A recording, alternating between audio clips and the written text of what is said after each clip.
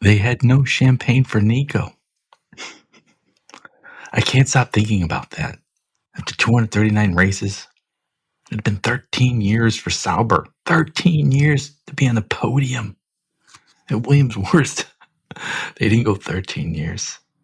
I mean, that's just... And you get it. 24 races, you're going all around the world. The moment the race is over, you got to tear everything down. I mean, I'm sure they've all lost like countless iPhone chargers. But I'm sure they're also just so dang good. It's like, this is what we got to pack. This is what we're taking with us. We can get this done better than anybody. It's like a pit stop, I bet. So you could see, after 13 years, you're like, hey, just leave the champagne. So they had to get champagne from, Mercedes and Alpine and McLaren and everybody else. Give Nico some champagne. He got it on the podium finally after over a decade. All right, son, you ready to go? I'm ready to go.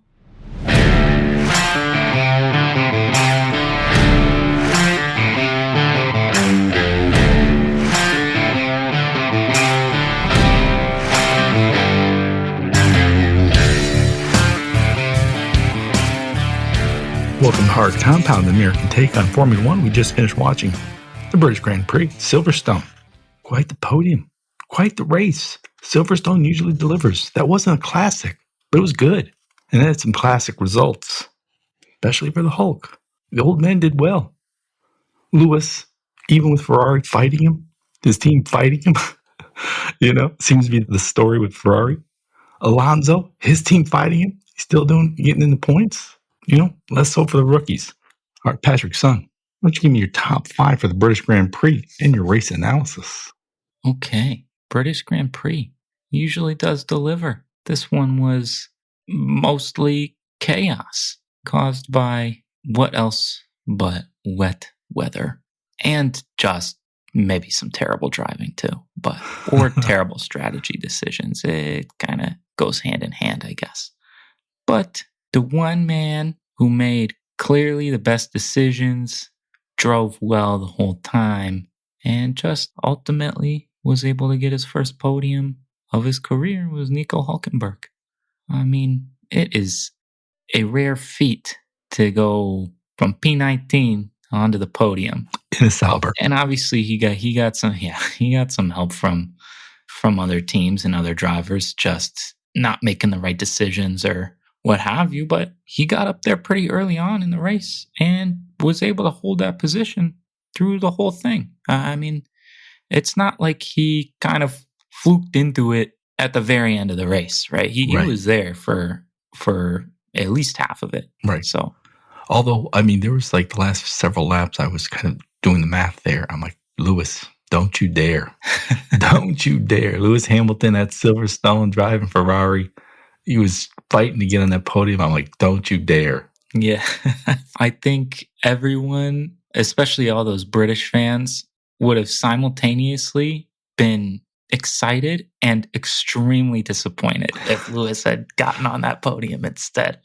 I kind of wondered what was going through people's heads as they were watching that. Because I think most people, neutrals or otherwise, wanted Hulkenberg to get that podium. But I think obviously there's a lot of Lewis fans and a lot of, Brits that would have liked to see that too. So it's kind of funny. But he's got 9 wins at Silverstone. So I think it's good enough, Lewis. You can let Hulk have that one. But I guess the next driver on my list, I just got to go with Lando Norris. He's clawing his way back towards the top of the driver standings. I think he drove pretty well through the whole weekend. I don't think he really made any clear mistakes or anything like that. I think he got a little lucky given Oscar's penalty. And, if he stayed close enough to Oscar, there's no need to pass him on track or anything like that. So, but, I think he deserved to come home with the win and get extra points. And, he's done quite well the last few weeks or races. It looked for a period of time this season that he was just in his own way and Oscar was just taking it to him. But he's sort of righted the ship now. And I think this race kind of solidifies that. Yeah, 8 points between them. 12 races to go. Sprints, the fastest car. It's close. It'll be a good battle, I think. Unfortunately, only between those two. So, Right. I mean, Lando fans, saying Oscar deserved that penalty. Oscar deserved that penalty. And, look, I think you could make the case Lando might have been able to catch him. Maybe. Look, I'm not saying Oscar didn't deserve that penalty, but I just think if it was Lando or Lewis, they may not have given that penalty. Yeah. I mean, when it happened, I thought it was very clear that Oscar deserved a penalty. It looked super obvious. It looked like full throttle, and then all of a sudden slammed on his brakes. It was like, dude, it's wet out. Nobody can see. What are you doing? Yeah. Like, given the conditions, I think it was fully deserved. It was stupid of Piastri to do that at all. But I am wondering if maybe the harshness of the penalty is reduced. The sentence is reduced if other drivers are doing the same thing. So, I don't know. I think it was a stupid move, though. There was no reason for him to do it. He's got a better car, faster car. There's no reason. Max isn't going to put up a fight behind you. I know it's Max, but he's proven through the season, even he cannot put up a fight against you. So, what are you doing trying to throw him off? You did it very well, obviously. But there's no need, because now, well, guess what? You cede points to your actual championship rival. So, anyways, after that, I have another old man in Lewis Hamilton. I thought he drove really, really well. I mean, out-qualified Leclerc again, is closing that gap to his teammate in the Drivers' Championship, and basically beat everyone else that he should have or could have, aside from Hulk. But, crazy stuff happens, and Hulkenberg ended up on the podium. But Hamilton, I think, was kind of the best of the rest. Maybe he, went off track one time, but he just looked definitely the most comfortable and made most of the right calls throughout the whole race in tricky conditions. And that proves kind of his experience and quality. Yeah. And past, I don't know, month or so, maybe month, he's showing Charles. I mean, for all of Lewis's complaints about Ferrari, about the car, about some of the strategic calls, I mean, the past month, it seems like he's like, hey, Charles, this is how it's done. Yeah. I mean, I think Leclerc's got to get on the right track again here, especially with the Ferrari starting to show its performance a little bit more.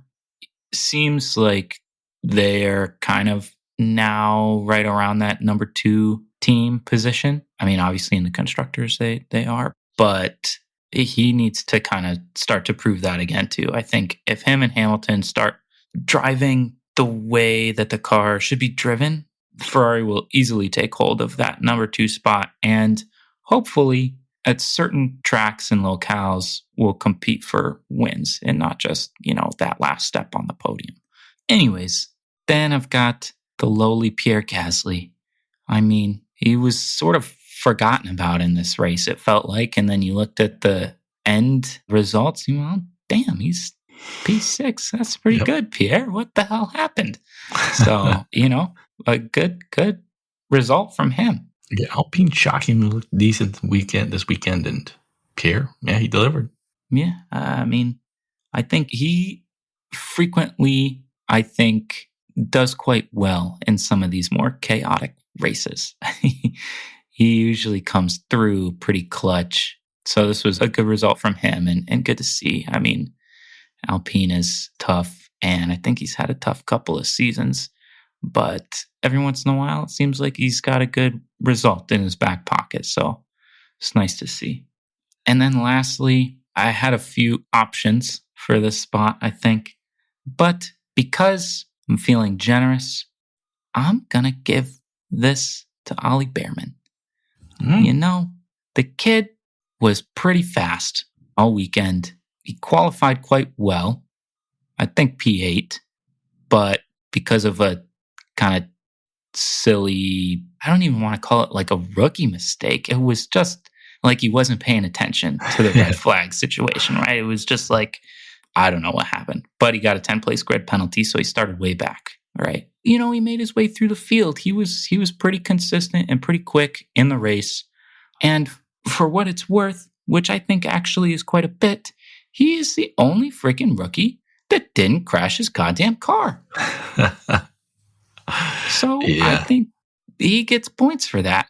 Yeah, was he the only one that finished? He was the only rookie that finished in this race. Late. Yeah, that who did he hit? Some breakdown, was it Ocon? I've not forgotten, but yeah, they all went out. But in those conditions, I think he kind of proved that like he's quite good, quite capable. He's just gotta make sure he's on it for the whole weekend.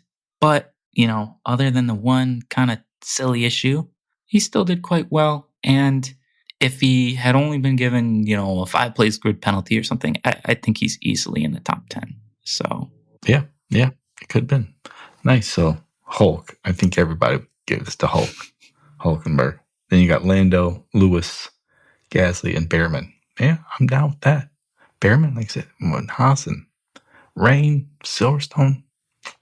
That was a good race. All the other rookies, 6 rookies if you include Liam Lawson. He's the only one who made it. I also just think it's, look at how well the old men did. Hulkenberg got on the podium finally. Lewis did great. Alonso, this race showed, like Gasly, you mentioned, he's not old, but he's been around a while. This race showed, what race experience does, the benefit of it. Speaking of that, I saw this amazing stat. Fernando Alonso, he took 2 years off. I think that McLaren just crushed his soul. It was so bad that he just left F1. And he's an F1 lifer. He left F1 2 years. Even when you consider that 2 years, I saw someone posted, according to the World of Statistics, Fernando Alonso has raced in 36% of all F1 races. That doesn't seem possible. It does not seem possible. But I guess if you think about it, right? It's their 75th year. He's been doing this, 75 years, 25-ish seasons, and the seasons are getting longer, right? So there's more races every year. But it's still a remarkable feat for a person to race 24 seasons or however many it's been. And we don't know what these rookies will do, but I don't think any of them, nor anyone, not even Leclerc in a better car, George in a better car, are going to be all-time greats. But you look, this grid, we've got Max, we've got Lewis, we've got Alonso. That's amazing. I put those 3 among the 3 best ever in the sport, and they're all on the same grid, same time. Max has what, 4? 4, yep. 4. Lewis at 7. 7, Alonso 2. That's 13 out of 75 championships among those 3. That is pretty remarkable. It is. Well, 74. Sorry, 74. Yeah, and then if Seb had retired, if he was still on there, that's another 4. That is 4. All right, driver standings. So, like we said, that's McLaren, Oscar, and Lando fighting for the championship. Oscar with 234, Lando with 226. So 8 points. That's all. 12 races to go. Max is way back, 165. Oof. I know. Then George at 147. His teammate Kimi Antonelli way down at 63. And in 5th place is Leclerc at 119 for Ferrari. Hamilton was catching up, 103. Like I said, this past month especially, it seems like he's been quite good. So now let's do team standings. Although it just bugs me. I'm like, Charles, man, you've been with Ferrari now these many years. You cannot let old man Hamilton just show up. And he didn't just show up and take over. It's been a few months now. But it's looking like he might be the better driver in that team. And that shouldn't be. And I'm not going to lose Hamilton, one of the greatest ever. It's like, look, he's old. He just joined this team, this crazy Ferrari team this season. I don't know. Yeah, I think it seems like people may underestimate how difficult it is to join a new team, even when you're Lewis Hamilton. It looks like he's starting to get a better foothold. It looks like Ferrari's starting to turn things around a little bit. But like you're saying, Leclerc, I get that it's Lewis Hamilton, but you kind of gotta have the Joshua Pierce mentality. Like, nah, dude, you're not coming in. This is my team, okay? Right. I don't care what you do. I'm the guy. Yeah. All right, team standings. McLaren, 460. Oof. Nipping at their heels at 222, Ferrari. So less than half of their total I points. know.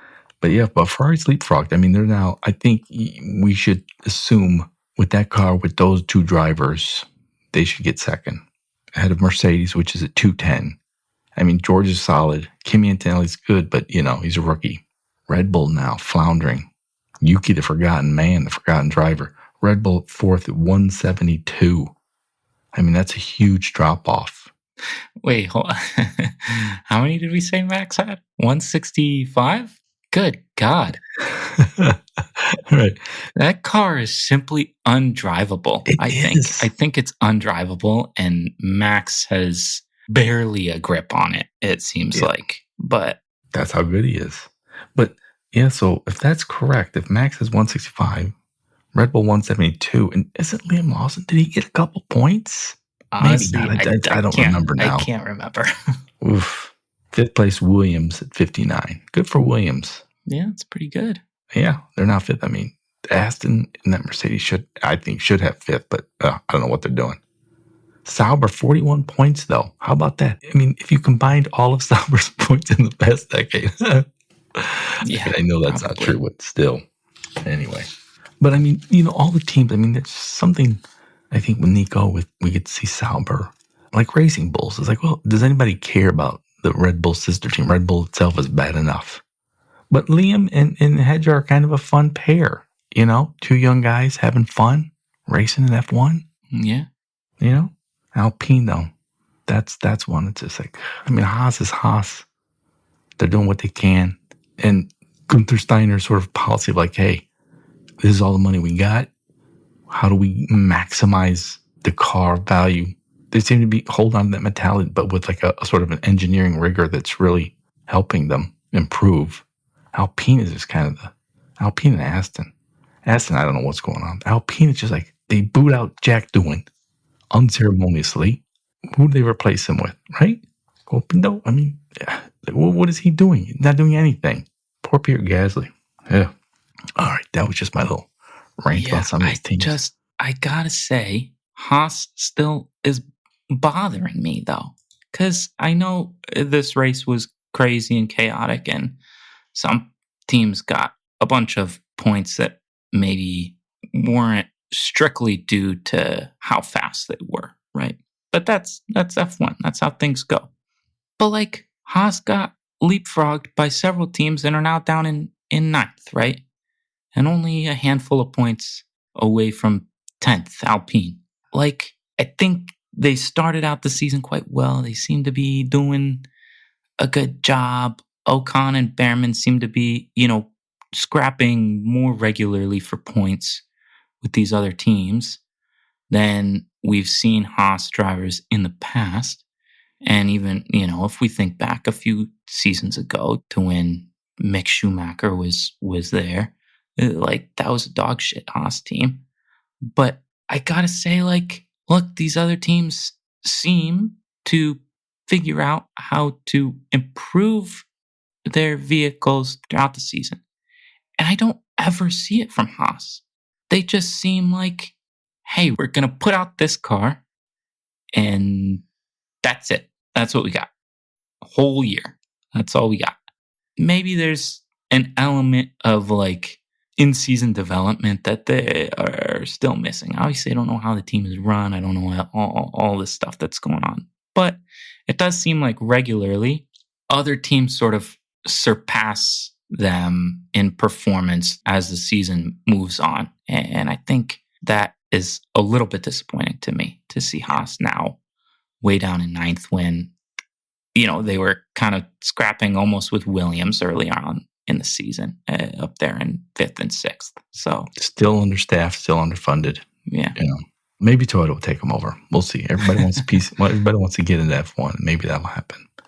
Biggest winner, biggest loser, favorite moment. Who's your biggest winner? Biggest winner. I mean, well, who other than Nico Hulkenberg, right? But to that end, I think all of F1 fandom kind of won with that, right? I mean, everyone sort of wanted to see it. once we got far enough into the race and he was up there still, you could tell everyone was like, oh, please, nothing wrong happen. Like, yeah. everyone was just hoping for that moment. So I think it was a good experience overall for Hulkenberg, obviously, but everyone kind of around the sport. Watching Lando cross, then Oscar cross, then we're all like, okay, Hulk, where are you? Where are you? It's like, okay, he's still not. Could something happen? Could something happen? No. Oh, fine. Okay, he's got it. Third place podium. Yeah, I mean that was great. I guess like another big winner, I'll say, Damson Idris, I think is what his name is, but he's the guy that played the rookie driver in F1 the movie, and he was waving the checkered flag at Silverstone. And I'm like, look, who the fuck is this guy? First of all, because I don't think anybody knows who he is until this F1 movie comes out. Right. And now he's doing all these appearances. Obviously, he was filming this movie on all these F1 tracks, surrounded by all these F1 drivers and legends and all this stuff. So, he's just another big winner. So, which makes me think my winner, I'm going to pick a winner real fast, Martin Brundle, because the pre-race show, he did a hot lap with Brad Pitt. They had a good time. Martin and Brad now hanging out, and that was fun to watch. But you're talking about, what did you call his name? What is his name? Damson? I don't know. So, yeah. So on Martin's grid walk, there's always like some celebrity doesn't want to talk to him, even though he's on the grid, he or she. All of the celebrities in England were like, hey, Martin, how's it going? How you doing, buddy? How you doing? I didn't know a single one of those people. No, there's one guy I did know. Now, I can't forget his name, though. He's in everything. Darn, I don't remember his name. But they were like, I don't know, soccer players. I don't know, actors and actresses, pop stars in England. I have no clue who these people are. And they were all like, hey, Martin. And Martin knew them. And I was like, oh. We had a nice, fun grid walk, just some peace and love. So that was fun. Well, that is good. Idris something or other is the guy's name. Idris. No, that can't be right. That's not a name. Idris. No, I know. But I will say it kind of bothers me, sort of the hypocrisy of the British and European fan, because anytime, Silverstone or wherever, and Martin's doing his grid walk, and there's all these celebrities there, and everyone's like, oh wow, they're so awesome, and it's great that they love F1 and blah blah blah. And then you see the same people reacting in a much different way when all these celebrities show up in Miami or Vegas or wherever. Right. And they're like, oh, they don't care about Formula One or motorsport or whatever. Shut the fuck up. Okay. Right. You can't be the same way. You can't like it when it's Brits who obviously also don't give a shit about motorsport or F1 until they get to go walk on the grid. But then when it's like Americans, oh, it's terrible. You're horrible people. You don't deserve to be there. Right. It's like, oh, they're just there because they want to hang out with celebrities and that's where the cameras are. I'm like, yeah, no shit. That's what they all want. That's what they all want. Yeah. So, all right. What do you got? Oh, I'll do Biggest Loser first. Adrian Sutil, also of Sauber. He now reclaims the record for most F1 starts without a podium. Oh, no. 128. Yeah. Like, I don't, like, most without, most before, I think Hulk still's going to own that one. Yeah. But, yeah. Yeah. That's kind of a fake record, but it is interesting that, like, Hulkenberg went so long without one and was finally able to cash in. But I think that speaks to how F1 is kind of run and organized, right? It's very different than a lot of other sports where we've known Hulkenberg's a very good driver for a long time.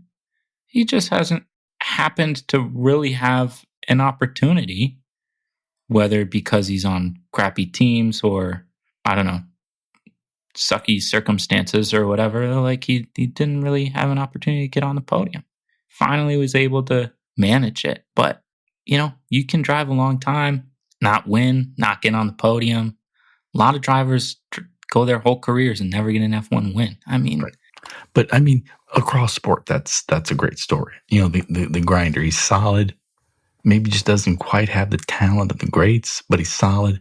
Plays in the NBA 12 years, ekes out like a 10-year career in baseball, works on the offensive line for a decade in football. Those guys, third line in hockey, gets a Stanley Cup in his 14th year. He can barely stand up. Yeah. That's always great. Yeah.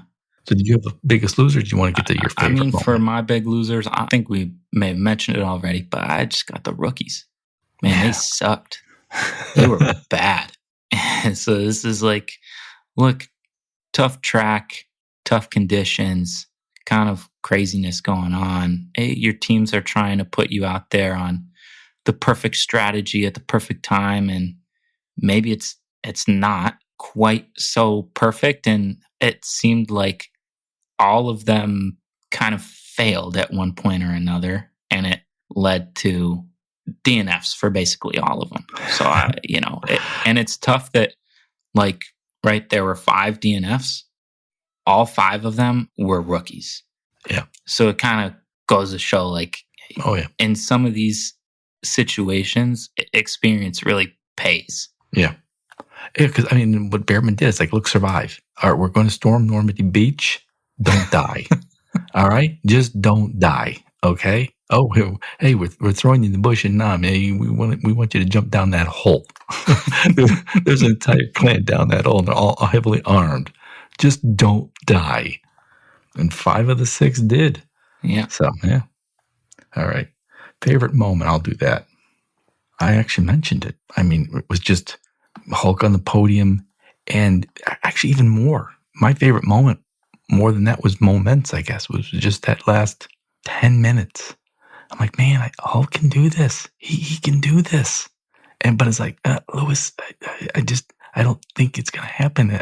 But I want it to happen, and there's that excitement, it's like, I think this is going to happen finally, but there's a good chance it doesn't, Plus, just driving in the rain.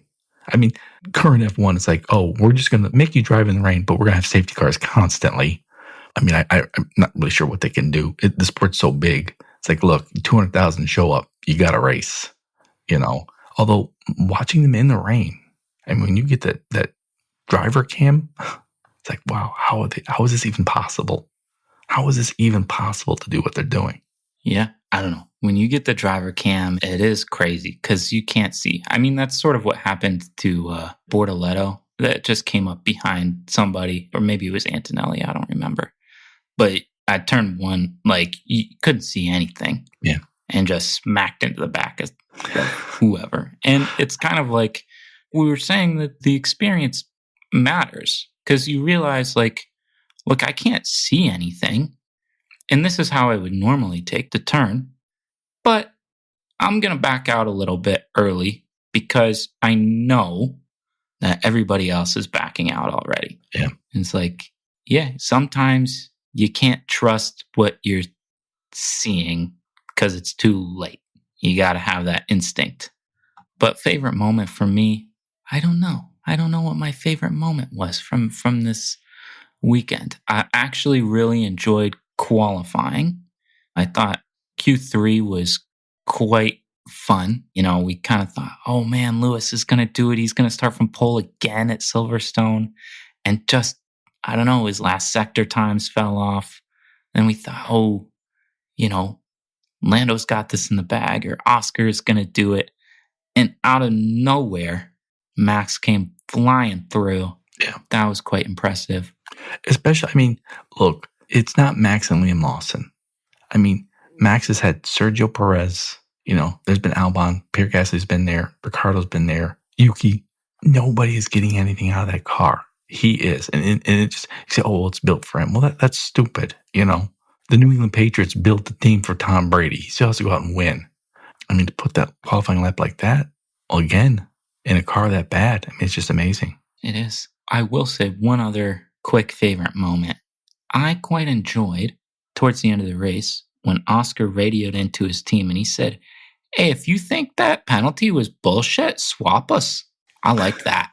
I like that. He was like, look, I don't give a shit if I sound like an idiot. I want those points. And I don't want Lando to have those points. I like that. I like that mentality. I do too. I mean, look, and he goes up against Max. You know, when Lando went back down, he doesn't. I mean, there's some foolishness, like you pointed out earlier, with the braking at the safety car. But yeah, I like that.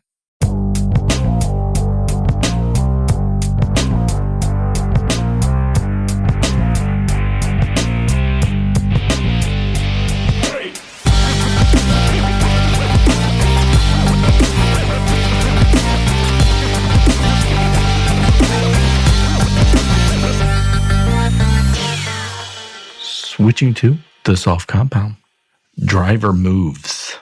I was going to talk again about the F1, the movie, but we'll put that off to next episode because there's been so many rumors about driver moves. Like I said, Yuki's the forgotten man. He might be out. He might be out of F1. He's just not getting anything out of that car. I mean, I know you could say, well, Liam wasn't either, but it's like, yeah, he was the rookie. And he held his own at Racing Bull. I don't know. We did an episode a few weeks ago. We were talking about Cadillac, which is going to join the grid next year. And we thought, well, Sergio Perez, because he's well known in North America for an F1 driver, he's great for the brand. He's a solid, steady driver. And maybe Guan Yu Zhou, you know, because Cadillac wants to sell a lot of Cadillac in China. But now we're hearing Bottas. And then we're hearing, well, maybe Bottas will go this year. Like to Alpine or something, you know? I mean, it's getting a little crazy, don't you think? I think it's getting pretty crazy, heating up. We've got only a short while until the silly season during the summer recess. So we'll see exactly how things play out during that time. But it seems like there may be one or maybe several driver change announcements that happened during that period. You said it was like 1 or 2 races ago. You were like, I could just see Pierre Gasly walking away from this shit show. Alpine is so bad, he might just walk away. Literally 3 days later, it's like, oh, rumors that, you know, Alpine is looking to bring Bottas on. They're like, wait, for who? You know, damn, it was Patrick Wright. Yeah, look, all I'm saying is, I think Gasly would have a better time at Cadillac. So if they're looking for a driver, I would try to poach Pierre Gasly because Alpine's kind of a shit show. And I simply can't imagine that another F1 team on the grid would be run worse. So I'm pretty sure Cadillac would be a step up for him. I think they got like yet another team principal this week. I lose track. Look, Flavio is just wheeling and dealing with the underground F1 mafia or something. I don't know what's happening, but. And, you know, earlier this year, we kind of put the rumors that Max was going to Mercedes. We're like, no. But that Red Bull is getting worse and worse by the week, it seems like. They don't seem to have an answer. Next year with the new regs, everybody, the early rumors are that Mercedes is best. And given how Mercedes has been over the last 15 years, those are easy rumors to believe. And I mean, now we're hearing like Toto, like, oh yeah, the board is okay with Max's buyout. You know, I don't know what it is, but if he leaves Red Bull, you're going to have to pay them like $100 million or something stupid. And then whatever Max demands, which will be something stupid. I mean, he'll, you know, probably $75 million a year at least, I'm guessing. You know, but I mean, what about George? George has been Toto's boy for years. He's pretty mad about it. Near as I can tell, he said, like, look, this is affecting our contract negotiations because I don't want Max there. I mean, honestly, who would want Max on their team? Nobody wants that. Right. Because everything to do with not racing, Max seems like a decent fellow. Boring, but decent. Nice, but, you know, boring. But on track, in the paddock, yeah, nobody wants him around. I mean, he'll probably show you up, you know. So, I mean, it just seems like Fernando Alonso seems to be the only driver who would be like, yeah, I'd be okay with him on my team. Yeah. You know? So, but yeah, I mean, because you have to assume if they're going to pay, if Total Wolff is going to pay Max all that money, they're not going to pay George. They'll keep Kimi Antonelli, but George's like, hey, you had your chance, but I don't know. Yeah, I think it'll be a little bit crazy. And I think this is kind of only the start. It's just going to heat up over the next month or two. So it'll be something to keep an eye on, I guess.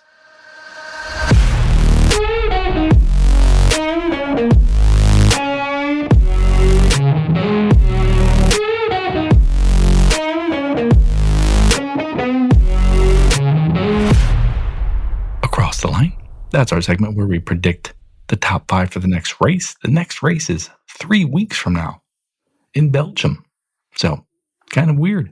But I mean, the drivers are going to be happy, Hey, we get to, not much travel. We get to hang out at home for a couple weeks. Don't have to worry about anything. So 3 weeks from now, it's Spa, Belgium. I mean, who are these people, the Belgians? Best beer, best French fries, best chocolate. I mean, that's so much winning. Anyway, and across the line, we predict the top 5. If we are right, we get 1 point per driver. If we get them in the exact right spot, we get 3 points. Before I ask for the current standings, Patrick, I just want to mention that last year, speaking of George, he won it, but then he was like disqualified. There was like they were underweight, I think. Yeah. So it was Lewis at Mercedes, then Oscar, then Charles Leclerc. All right. What are the current standings for across the line, Patrick? Okay, well, coming into this weekend, you had a 5-point lead, 40-35. Top 5 from this race at Silverstone was Lando Norris, Oscar Piastri, Nico Hulkenberg, Lewis Hamilton, and Max Verstappen rounding out the top 5. Your picks were Norris, Alonso, Leclerc, Hulkenberg, Antonelli. So you got 4 total points, 3 for Lando in P1 and 1 for Hulkenberg, 1 place out of his podium spot. So that brings your total to 44. I scored 5 points. Yeah. Lewis Hamilton, Piastri, Russell, Verstappen, Lawson. So 1 for Hamilton, 3 for Piastri in P2, and then 1 for Verstappen P4. So 44-40 now is the score after the British GP. 12 races to go. Anybody's game. All right, who goes first for Belgium? So you have first pick in Spa. So Ferrari has leapfrogged Mercedes. Mercedes did well in Belgium last year. George has something to prove. I'm going to go with George Russell. George Russell would be a good bounce back after a tough weekend this weekend. Well, I'm going to go Lewis. We'll say he does it again, even if it's via disqualification. Then, right. That would be something. Then P2, I will take Lando. Ooh. All right, then I'm going to take his teammate, Oscar Piastri, and then Max. Ooh. Let's see. Then I think I'm going to take, I'll say maybe Charles bounces back, has a good race, gets on the podium, put 2 Ferraris on the podium, and then, tough choice. I'll take Alex Albon. Yeah, nice. I will take folks having something to prove. Yuki Tsunoda. Ooh. And then I'm going to take Alex's teammate, Carlos Sainz. Nice. Let's see. My last pick, we'll go Alonso then. Just nice. Old man keeps getting it done. Stroll got more this week, but I mean, it wasn't Alonso's fault, that's for sure. So you have for the Belgian Grand Prix 2025, Lewis, Lando, Charles, Alex, and Fernando. I have George, Oscar, Max, Yuki, and Carlos.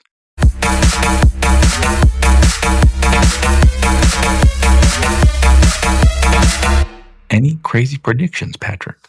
Okay, well, I think there will definitely be some craziness surrounding driver changes throughout the rest of the season. But my crazy prediction is going to focus on something that will be noteworthy next year. And that is Audi, which is essentially taking over the Sauber team from this year. will win the Constructors' Championship in 2026. With Nico Hulkenberg leading the way. Well, they'll have Nico. It's new regulations. They've had some time to work on it. Yeah. I mean, they've said, like, look, we're not going to be very good in 2026, but we're planning to, continue development and get better and be competitive in 27 and 28. But you know what? I think maybe they're sandbagging a little bit. Maybe. So it's crazy prediction time. Yeah. My crazy prediction. We'll get to our secondary thoughts on F1, the movie, and our thoughts of F2, the sequel, next episode. But my crazy prediction is connected to the movie. And that is there will be a sequel, and it will once again have Brad Pitt, who's already in his 60s. And there will be a brief cameo by Tom Cruise playing his NASCAR character. So we'll have Sonny Hayes in a NASCAR race hanging out with Tom Cruise, and then he comes over to F1. So everybody wants this. Why would Hollywood not give us this? I mean, do they hate us that much? I don't think so. So, all right. I want to thank you all for listening to Everybody's Most Beloved Father and Son F1 podcast. It is much appreciated. We hope you subscribe and tell a friend. And for now, we are lights out. See you. Thanks for listening.